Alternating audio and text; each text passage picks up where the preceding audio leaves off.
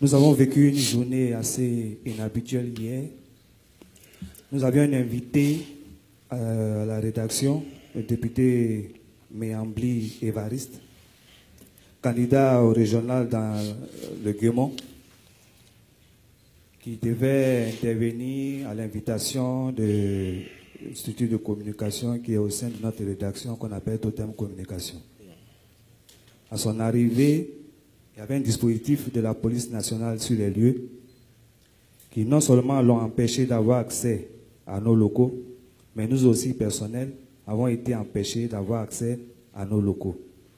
Cette situation a duré jusqu'à midi, autour de midi, jusqu'au départ de M. Méambli. Mais le dispositif de la police est resté sur place jusqu'à 17 h par là.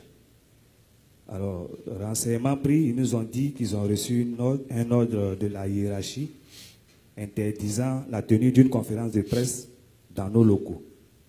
Monsieur le ministre, quel est votre commentaire sur cette question? Le commentaire principal que nous pouvons faire sur cette situation, c'est plutôt un appel à l'ordre que nous pouvons faire aux différents candidats qui ont des observations à faire sur le déroulement des différentes élections. Il faut juste rappeler que la période du contentieux est en cours.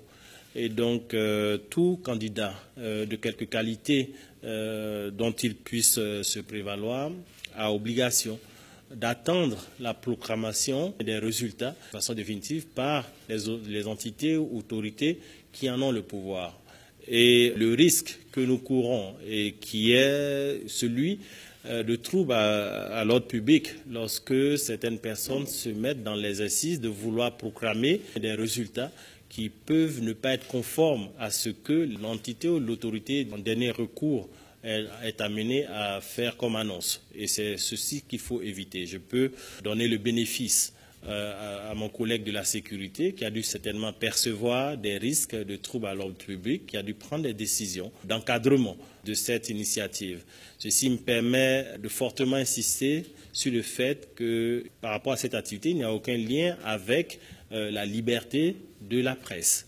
Parce que certes, cela devait avoir lieu dans un organe de presse, mais il n'y a pas de lien à faire avec la problématique de la liberté d'expression des journalistes.